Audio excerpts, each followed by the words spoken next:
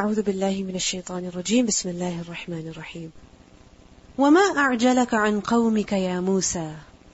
Allah subhanahu wa ta'ala said, and what made you hasten from your people, O Musa? We learned that the appointment was made, وَوَاعَدْنَاكُمْ. So the appointment was made, and Musa a.s. went over there. But we see that Musa a.s., he went there leaving his people behind. So when he reached the mountain, Allah subhanahu wa ta'ala asked him, مَا أَعْجَلَكَ. أَعْجَلَكَ from the root letters, Ain, Jim, Lam. From the word ujla. And what does ujla mean? To be hasty, to do something before its due time. From the same root is the word ujala. And ujalatun is such food that is eaten before the main course. What's that? Appetizers. Why? Because when people are waiting for the main course, they're too hungry, right? And they can't wait for the food to arrive. So what happens? The people at the restaurant, they give you some appetizers to just satisfy you. Yes, it's coming. Okay? And from the same root is the word ajala. And ajala is used for a cart which is driven by like a bull. Okay? And from this root is also the word ijl. And what is an ijl? A calf. Why? Because a calf also has some kind of quickness, swiftness in it. It moves quickly. It runs quickly. Because it's lighter compared to the cows. It's smaller, it's lighter, so it's able to move faster compared to the huge cows. So, وَمَا أَعْجَلَكَ, and what has hastened you عَنْ قَوْمِكَ, from your people, Ya Musa. Now this question actually has two questions in it. That first of all, how come you left them behind? How come you came here leaving them behind? And secondly, how come you came early, before the actual time of appointment? When Allah subhanahu wa ta'ala made the covenant with Musa a.s. of 30 nights, after which he added 10 more, making it a total of 40, Musa a.s. made haste to go to the mountain. He went there quickly. He went there before time. And he left his brother Harun a.s. behind him as in charge over the Bani Israel. So Allah subhanahu wa ta'ala questioned him that how come you have come so early? قال, Musa a.s. responded, Hum ulai, they are. Hum, they, ulai are those who. Ulai is the first part of ulaika, or ha ulai. It's ism ishara. Ulai is actually the plural ism ishara, and then ha is added to it, or ulaika, ka is added to it, making it either ism ishara qareeb or ba'id. So hum ulai, they are ala athari, upon my tracks, meaning they're close to me, they're just coming on my tracks. They have arrived and settled near the mountain. And وَعَجِلْتُ إِلَيْكَ, and I hasten to you, Rabbi, O my Lord, لِتَرْضَى, so that you would be happy with me.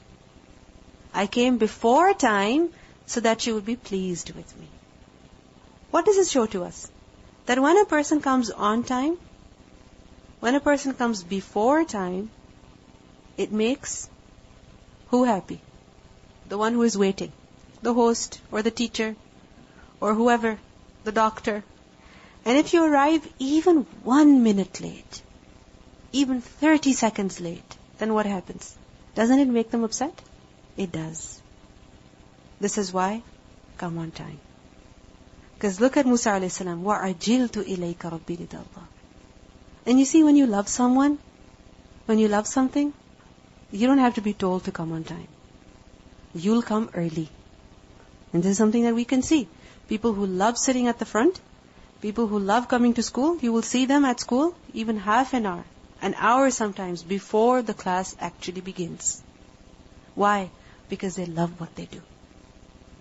So when there is love, then you don't need to be reminded of the rules. وَعَجِلْتُ إِلَيْكَ رَبِّي لِتَرْضَى. And this we can apply to everything that we do.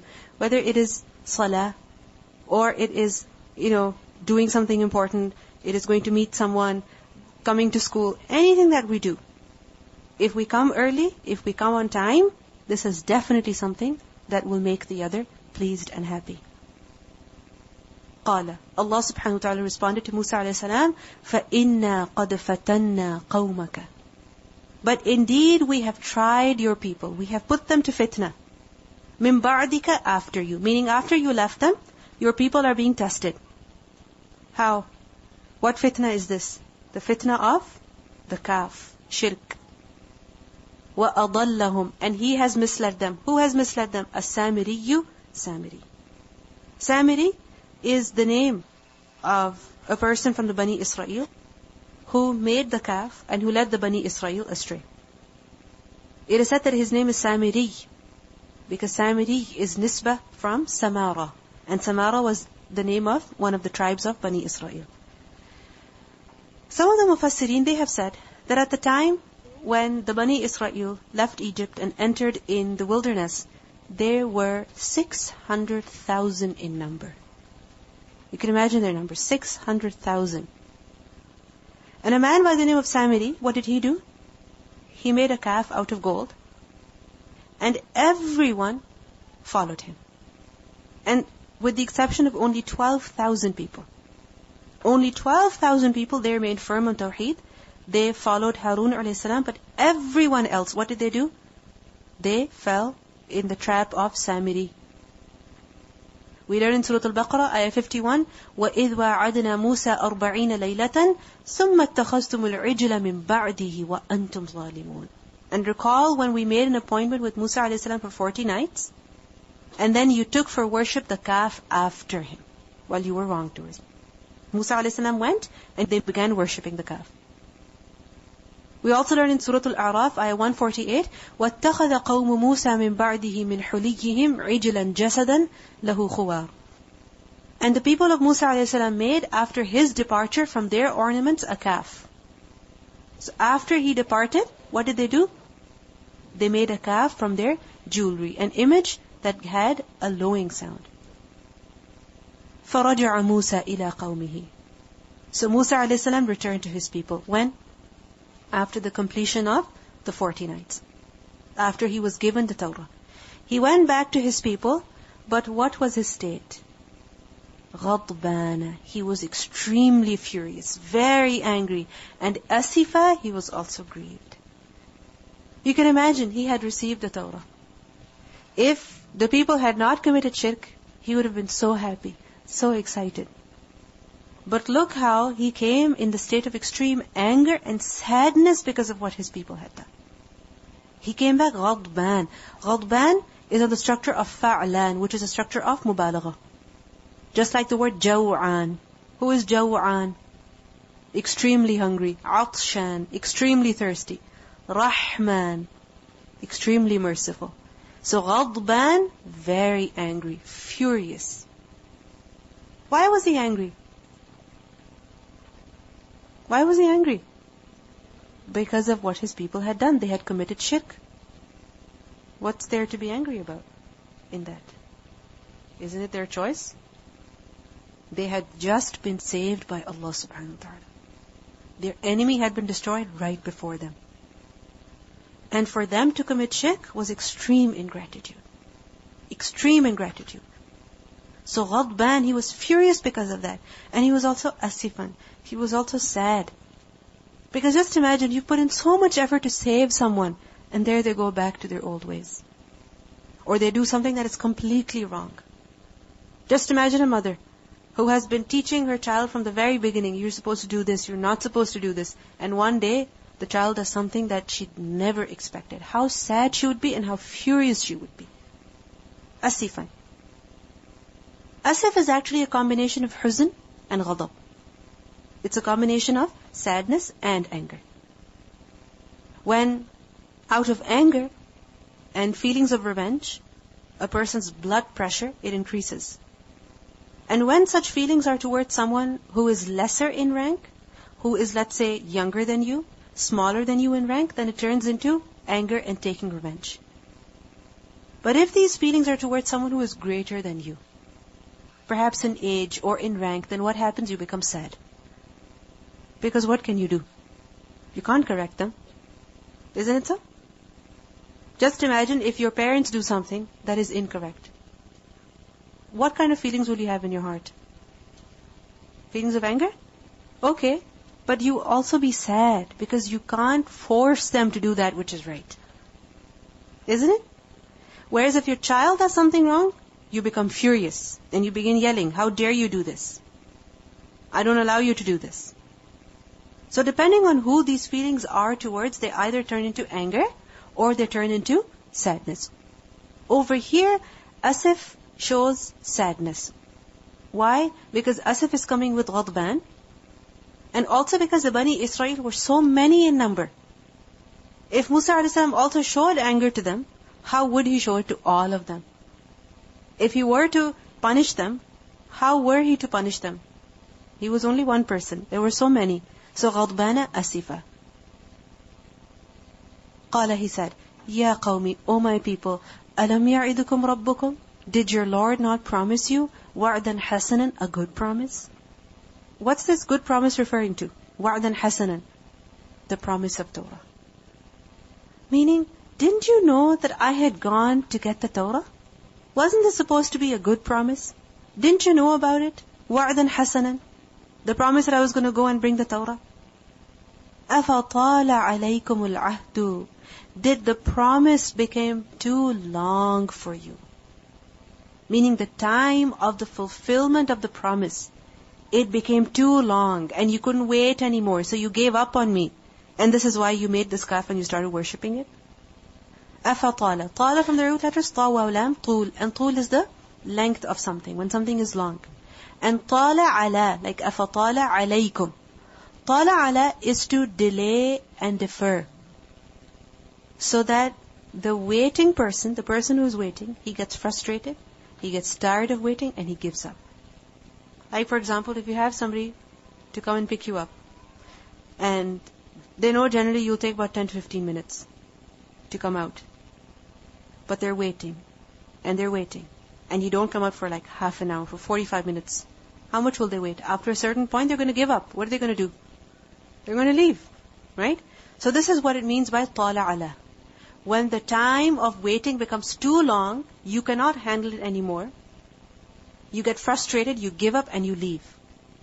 So similarly, he says to them that أَفَطَالَ عَلَيْكُمُ الْعَهْدُ, the term of the promise. Which promise? That I was going to go and bring the Torah back. Did it become too long for you that you gave up hope that I was ever going to return? You understand? Because he went for 30 nights. 10 more were increased over there. So he said, did you lose hope that I was ever going to return to you? Did it seem too long? And thus you obeyed Samiri? أَمْ أَرَدْتُمْ, or did you intend أَنْ يَحِلَّ عَلَيْكُمْ غَضَبٌ مِّن رَبِّكُمْ, that the punishment, the anger of your Lord should descend upon you? What were you thinking? Is this what you intended? Is this what you wanted? You wanted the punishment of Allah? What were you thinking?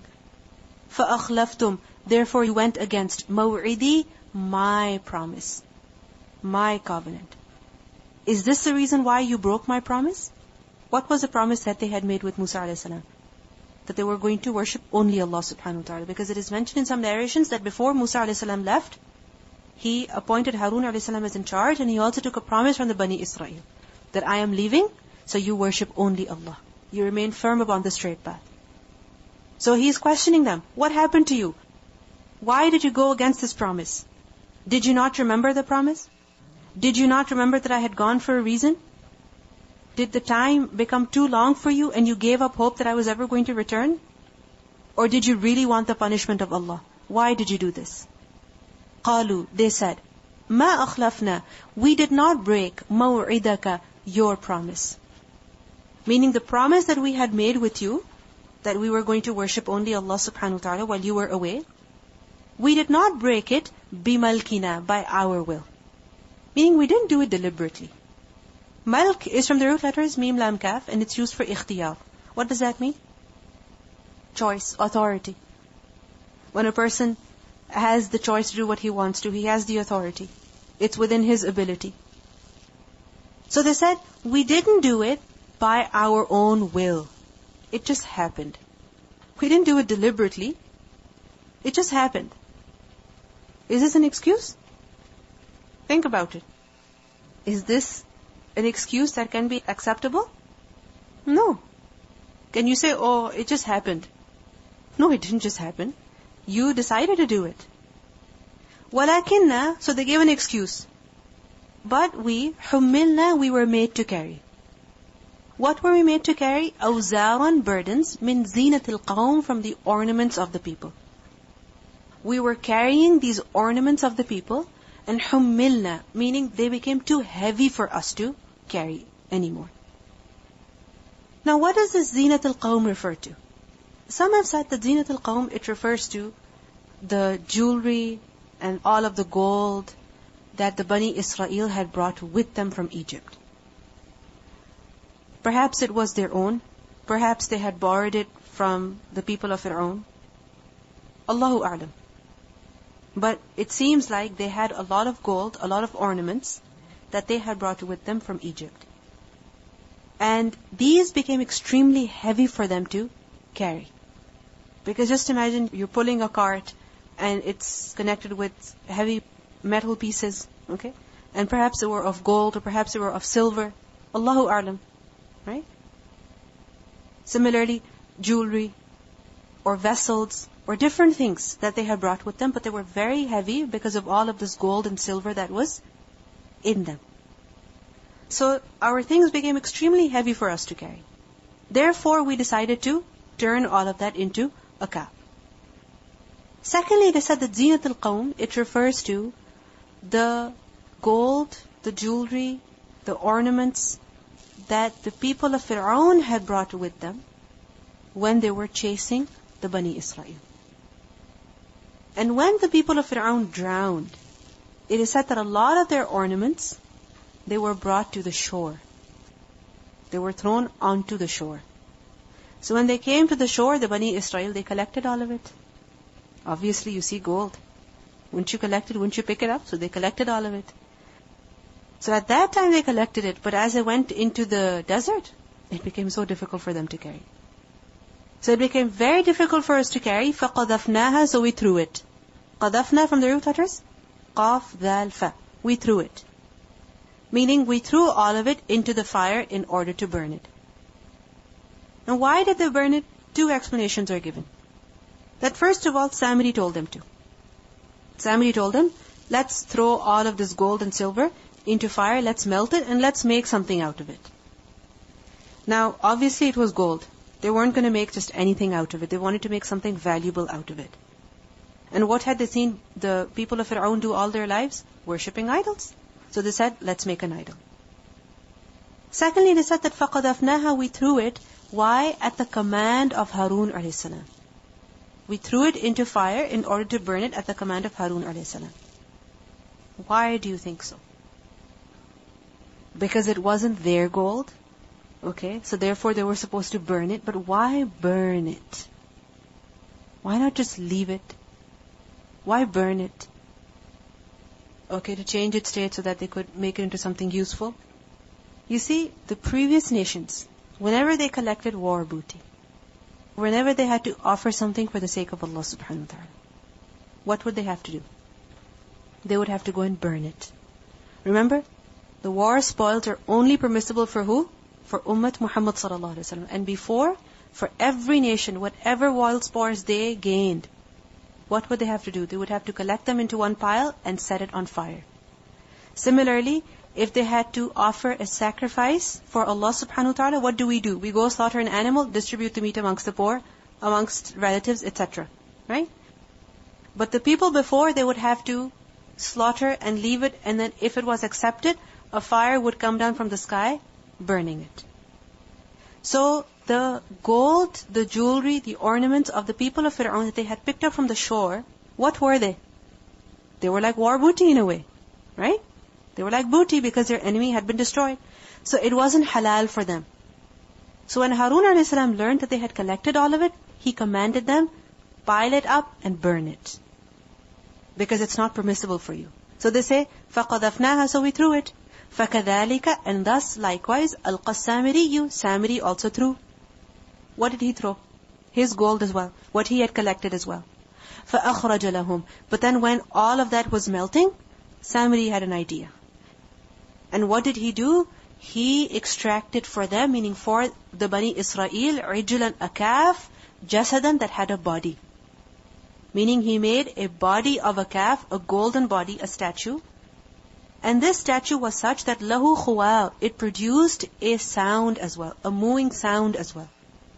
When the wind blew through it. فَقَالُوا, so they said, the Bani Israel, amongst them Samiri and his followers, they said to the rest of the Bani Israel that هَذَا إِلَهُكُمْ, this is your God. See this beautiful golden calf that we have made? This is your God. وَإِلَهُ Musa, and also the God of Musa. This is actually your God and the God of Musa. فَنَسِيَ, but he forgot.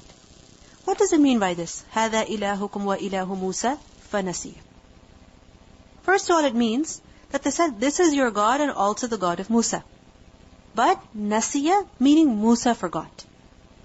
What did Musa a.s. forget? To tell you that this is the real God. Can you imagine? Can you imagine that the God who saved you, who took you out of Egypt, Musa a.s. forgot about him. And he forgot to tell you that this calf is actually your God. And he's been telling you that somebody else is your God. Or some have said that what this means is that Musa a.s., he forgot the way to his Lord. He went for 30 nights, now it has been 40. He still has not returned, he has forgotten his God. And he forgot his God over here, this is why he's still not back. He went in search of his God, and the God is actually here. This is why it's been 40 nights and Musa is not back still. Secondly, it is said that fanasiya, meaning Samiri said to the people that this is your God and also the God of Musa, but in reality, Samiri forgot. So nasiya, he forgot. Who does he refer to according to the second opinion? Samiri. What did Samiri forget? His iman, his Islam. He forgot Allah subhanahu wa ta'ala, meaning he left the deen that he was upon. Fanasiya, he forgot. أَفَلَا يَرَوْنَ, Allah subhanahu wa ta'ala questions, did they not see أَلَّا يَرْجِعُ إِلَيْهِمْ قَوْلًا, that it does not return to them a word? Meaning if they spoke to him, the calf would not respond to them. He would not give them any answer. وَلَا يَمْلِكُ لَهُمْ ضَرًّا, and it does not possess for them any harm. وَلَا نَفْعًا, nor any benefit. They were very impressed by the mooing sound. But they did not think, what does mooing mean to us? Think about it. If a cow is making noise, you may be very impressed by that noise. But what does that noise mean to you? Do you understand what it's saying? You have any idea as to what it's saying? No. So just because as the air passed through the calf, it produced a sound, they were very impressed by it. Oh my God, it makes sound as well. But Allah subhanahu wa ta'ala says, أَفَلَا يَرَوْنَ أَلَّا يَرْجِعُ إِلَيْهِمْ قَوْلًا. Even if it did make a sound, what did that sound mean to them? Was it giving them advice? Was it praising them? Was it commanding them? Was it admonishing them? No. They had no idea what that sound meant. Had they forgotten that such a thing cannot be taken as God? In Surah Al-A'raf, ayah 148, we learn, أَلَمْ يَرَوْا أَنَّهُ لَا يُكَلِّمُهُمْ وَلَا يَهْدِيهِمْ سَبِيلًا اتَّخَذُوهُ وَكَانُوا ظَالِمِينَ. Did they not see that it could neither speak to them nor guide them away? They took it for worship and they were wrongdoers. Similarly, Ibrahim a.s., he also said to his father that, يَا أَبَتِ لِمَا تَعْبُدُ مَا لَا يَسْمَعُ وَلَا يُبْصِرُ وَلَا يُغْنِي عَنْكَ شَيْئًا. So the Bani Israel, they didn't use their mind over there. They were just very impressed by the gold and the glitter and the appearance of the calf. Similarly, even today, we get fooled by the appearance of things. Many times it happens that people listen to a lecture, somebody who's speaking, and they get so impressed by the words he's using, by the Arabic terms maybe he's using. They get so carried away by his manner of speech that they forget to see what exactly he is saying. And sometimes it's things that are completely against the Quran and Sunnah. Completely against the deen of Allah. Things that clearly go against the Aqidah. But what happens? They get so mesmerized by the speech, by the big Arabic beautiful words, that they forget what exactly the message is. What exactly he's saying. So we need to be very careful that don't get fooled by the appearance. Analyze what the other person is saying. Sometimes it happens that people from the West who speak very eloquently, sometimes they go to Eastern countries to speak. And just because they're speaking in an American accent or British accent, and they know big English terms, people from such countries, they get so impressed by them, they don't look at what they're teaching, what they're saying, they'll just get carried away by that. So we have to be very careful. Don't just fall at the appearance of something. Analyze it. If you see constantly we are being told, right? Fir'aun, people followed him without seeing what he was saying. Samiri, Bani Israel followed him without seeing what he was saying. They fell in love with the calf without analyzing the calf, what exactly it was. وَلَقَدْ قَالَ لَهُمْ هَارُونُ مِنْ قَبْلُ. And certainly Harun a.s. said to them from before. Meaning before Musa a.s. returned to them, while Musa a.s. was away, and the people were straying, Harun a.s. did warn the people. And he said to the people that, Ya qawmi, O my people, innama futintum bih. You're only being tested by this calf. Yes, it produces a sound. It's very attractive. It looks very beautiful. But remember, this is a fitna. وَإِنَّ رَبَّكُمْ. And indeed, your real Lord, who is He? Ar-Rahmanu, the most merciful. Therefore, فَاتَّبِعُونِي, so follow me. وَأَطِيعُوا أَمْرِي, and obey my command. What does it mean by this, follow me? Meaning, do what I am doing. I don't believe in worship this calf. You also don't believe in worship this calf. I still worship only Allah. You also worship only Allah. So, ittabi'uni, do what I am doing. وَأَطِيعُوا أَمْرِي, and follow my command, meaning do what I'm telling you to do. I'm telling you not to worship this calf, therefore don't worship it. قَالُوا, they said. The people responded to Harun a.s. that لَن نَبْرَحَ عَلَيْهِ عَاكِفِينَ. We will never cease being devoted to it. لَن نَبْرَحَ. نَبْرَحَ from the root letters? بَرَحَ. بَرِحَ. بَرِحَ literally means to leave. And with the negative before the word bariha, it means to continue to do something. Just like we learned in Surah Al-Kahf, what did Musa a.s. say? That لَا أَبْرَحُ. I will never cease, I will never stop. So similarly they said, لَن نَبْرَحَ عَلَيْهِ عَاكِفِينَ. We will never stop being devoted to this calf. حَتَّى يَرْجِعَ إِلَيْنَا Musa, until Musa comes back to us. When Musa will come, then we will leave the worship of this calf. But until he comes, let us do what we want to do. قَالَ يَا هَارُونُ. Musa a.s. when he returned, he said, Ya Harun, O Harun, ma mana'aka, what prevented you? إِذْ رَأَيْتَهُمْ ضَلُّوا. When you saw them straying, when you saw them going astray, what prevented you? أَلَّا تَتَّبِعَنِي, that you do not follow me. Before leaving, I gave you certain instructions, that you should aslih, you should reform, and you should not follow the way of the mufsideen. So what happened? Why didn't you follow my instructions?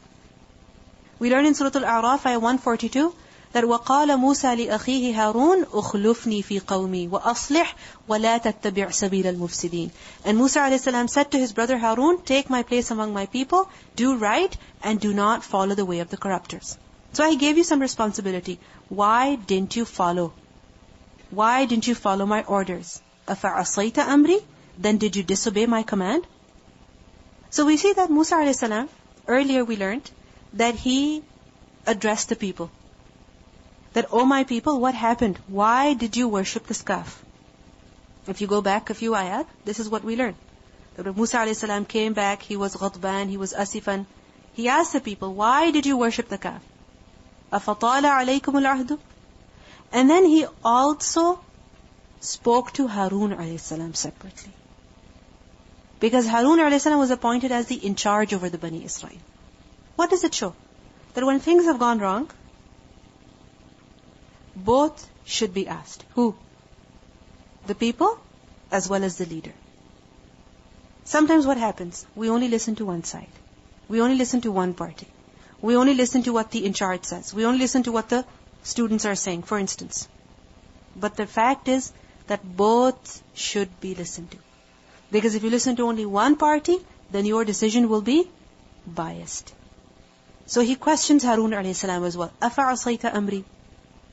قَالَ. Harun a.s. responded to him, يَبْنَ أُمَّ, O son of my mother. Yabna umma is actually Ya ibna ummi. Ummi. And ummi, the Ya of ummi has been turned into an alif. Why? To make the address more shadid, severe. And then the alif has been removed. So, Yabna umma, la ta'khudh bilihyati. Why does he say, O son of my mother? To increase affection. To calm him down. Okay, to remind him that he's talking to his own brother. Right? So, قَالَ يَبْنَ أُمَّ, O son of my mother, لَا تَأْخُذْ بِلِحْيَتِي. Don't hold my beard. Because Musa a.s., when he came back, when he saw Harun a.s., he was so furious, he took hold of his beard in one hand and his head in the other hand. And he had him completely in his grip and he's yelling at him, Why? Why did you disobey me? Why did you not do what I told you to do? So Harun a.s., instead of saying, get away from me, don't touch me like this, what does he say? Ya bana umma la ta'khudh bi lihyati wa la bi ra'si. Don't hold my beard and don't hold my head. In Surah Al-A'raf, ayah 150, we learn, وَأَلْقَى الْأَلْوَاحَ وَأَخَذَ بِرَأْسِ أَخِيهِ يَجُرُّهُ إِلَيْهِ. Musa a.s., when he came back, he threw down the tablets and he seized his brother by the hair of his head, pulling him toward him. And he says to him, he gives him the explanation that inni khashitu. The reason why I didn't press too hard on the Bani Israel was because I feared. أن تقول, that you would say, فرقت بين بني إسرائيل, that you created division between the Bani Israel. In other words, if I was too severe with the Bani Israel, if I stopped them very strictly, then what would happen? The people would be divided into two groups. And it would lead to such division that people would become enemies to one another. Right now, yes, there are people who are worshipping the calf and there are some people who are not worshipping the calf. However, there's no hostility. Right? There's no hostility.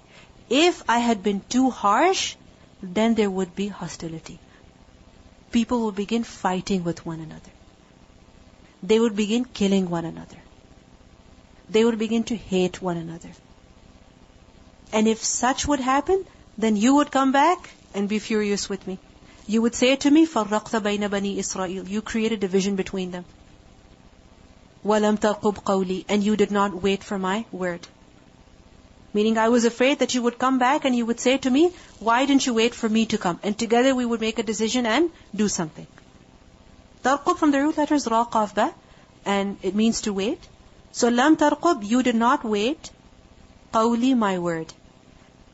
Meaning you did not wait for me to come and make a decision as to what to do with the Bani Israel and how to stop them. Secondly, lam tarqub qawli has also been understood as that you did not regard my word. Meaning you didn't do what I had asked you to do. I told you earlier that Musa a.s. said to Harun a.s. that أُخْلُفْنِي فِي قَوْمِي وَأَصْلِحْ وَلَا تَتَّبِعْ سَبِيلَ الْمُفْسِدِينَ. So if I were to be too hard on them, it would lead to division, it would lead to hostility, it would lead to fights and killing, and you would say to me that I did not follow your orders. This is why I did not stop them.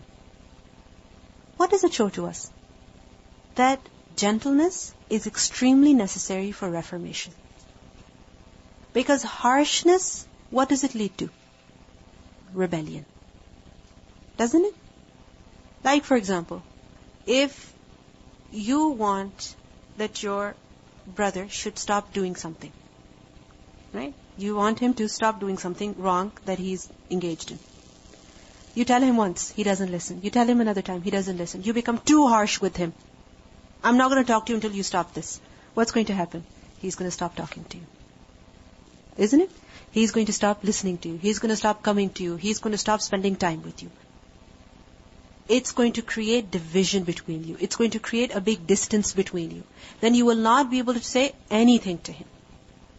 Whereas if you remain gentle and you say, have you tried looking into another option? Why don't you try doing this? You sure you want to do this? I don't think it's good for us. Don't you know this is not allowed? If you talk gently, if you approach gently, then what will that lead to? Acceptance. And if you become harsh, it will lead to division. So we see that in order to do islah, gentleness is very, very important. Many times it happens that parents or siblings or spouses, they become so strict when it comes to religion that their family becomes hostile. Isn't it? The children become hostile. The husband becomes hostile. Sometimes the parents become hostile. Our religion has not come to create disunity. Our religion tells us to be gentle in order to do islah. Because the objective is islah. Therefore, do anything, use any way to do islah. When it comes to two evils, you choose the lesser of the two evils. Right? Like for example, yes, if your brother is doing something wrong, if you invite him in your house, perhaps you will say a bad word. You don't want him to use a bad word. Now, if you don't invite him at all, if you don't let him come at all, yes, there will be no bad words in your house. However, you will not be able to affect him in a good way in the long run. So, you have to tolerate a little bit of evil in order to attain greater good. We see that the helper that Musa a.s. had, Harun a.s., even he was so wise in the way that he did islah of the people. That where he saw that my advice is not going to work anymore, it's better to wait. It's better to wait until Musa a.s. comes back. So, it shows us a very important lesson that if islah turns into fasad, if islah leads to fasad, if it leads to corruption, then it does not remain islah anymore. So I tried to reform them, but when it wasn't working anymore, I stopped over there. I remained silent over there. It doesn't mean that you become passive. It doesn't mean that you don't care about what's going on. No, you do care about what's going on. You have another plan, which you're going to implement after some time. It wasn't that Harun a.s. said, forget it, let them do shirk, let them do whatever they want. No, he was waiting for Musa a.s. to come back. Because sometimes it's not the right time to say what you want to say, to do what you want to do. And if you say it too early, if you do it too early, it will have the opposite effect. Isn't it? Like for example, let's say your daughter or your sister, she's wearing clothes that are inappropriate. If at that time you say, you shouldn't be wearing these jeans, they're too tight. If at that time you say, she'll get completely turned off. Isn't it? She'll say, who are you to tell me? Go mind your own business. Whereas if later, after some time, you say, I think those clothes that you're wearing, they're a bit too tight. Maybe you should wear a longer shirt on that. Maybe just get a bigger size next time. If you say something like that, afterwards it will have a better effect. It doesn't mean that you completely ignore. You let them do whatever they want to. No, you have another plan. But for now, you don't do anything. You have a plan for later. And this is what Harun a.s. also did. We listen to the recitation and then we'll continue. Musa a.s. was angry. He was extremely furious, not because people had disobeyed him, but it's because people were doing shirk. This is why he was furious. He was angry for the sake of Allah. He had ghadab for the sake of Allah. And also if you look at it, Harun a.s. when he reminded the people that إِنَّمَا فُتِنْتُمْ بِهِ وَإِنَّ رَبُّكُمُ الرَّحْمَنِ. Look at the name of Allah subhanahu wa ta'ala that is mentioned over here. If we're reminding someone that what they are doing is very wrong, what will we tell them? That Allah is Shadidul Iqab. That He will punish those people who commit major sins. Look at the way He's reminding them that this is not your God, this kaf. No, your God is Ar-Rahman. فَاتَّبِعُونِي وَأَطِيعُوا أَمْرِي. So we see that gentleness, again, when it comes to correcting people. Because with harshness, you will only invite hostility. Gentleness works best when it comes to doing islah of people. And you will see even with children, little children, if you yell at them, if you scold them, they're not going to listen. Right? But if you talk to them gently, if you talk to them nicely, with love, with care, they will listen. The same thing you can get through to the person either through love or through anger. If you get it across through love, it will have a better effect. If you get it across through anger, it will not have the same effect. So remember this when dealing with anybody, whether a child or an adult or someone who is lesser than you, someone who is above you, in any way, gentleness does what harshness cannot do. When you see that someone is so resistant, no matter what you tell them, no matter how you try to explain to them, they're not willing to listen, then what is the right way? That you stop at that time. You become silent at that time. You become patient at that time. You stop advising them, you stop telling them. Because sometimes the other person also just wants a break. Isn't it? Like for example, many times when mothers ask that how do we make our children do this and how do we make them do that, I just tell them, stop telling them. Stop yelling at them. Stop advising them. They need a break. You give them some space, you give them a break, and they will bring about the change themselves. And if you keep forcing them, they will not do it just out of rebellion. Just because they don't want to listen to you. Whereas in their heart, they know that what they have to do is what they have to do. Right? They know that it's right, but they will not do it just because of you. So leave them. Give them a break. And we see that Harun alayhi salam, look at what the people were doing. It was a major sin. Shirk. Shirk they were doing. And we cannot tolerate someone if they're just not wearing the proper hijab. And we become so harsh towards them. Some tolerance is needed. Some patience is needed.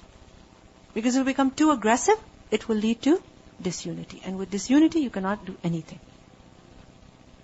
When we're doing some islah, we only focus on what is right and what is wrong. And we forget what wisdom is. Right? We see that what the Bani Israel were doing was clearly wrong. There was no doubt about it. It was haram, major sin. Zulmun azim. But still, Harun alayhi salam used wisdom. Because if he became too harsh, too aggressive, it would lead to more problems. So we need to use wisdom. And sometimes we need to tolerate evil for just some time. Some time. We see that this is how innovations begin. That somebody just had an idea and it looked very impressive. That the calf, it made a sound, wow. And people got so fascinated by that they fell in love with it. And they forgot what the actual religion was. So when it comes to religion, when it comes to ibadah, we don't have the right to invent new things. We're supposed to follow the law. And you see, the reason why they made the calf and began worshipping, because they were impressed by other nations. They were impressed by Fir'aun and his people who worshipped idols. And on their way also, they saw a people who were worshipping idols. So they asked Musa alayhi salam, you make for us an idol just as these people have an idol. So he said, you are ignorant people. And then he went to the mount to get the book, and there the people started doing shirk. So many times people end up doing wrong things. Why? Because they're so impressed by others. They're so impressed by people who are doing wrong.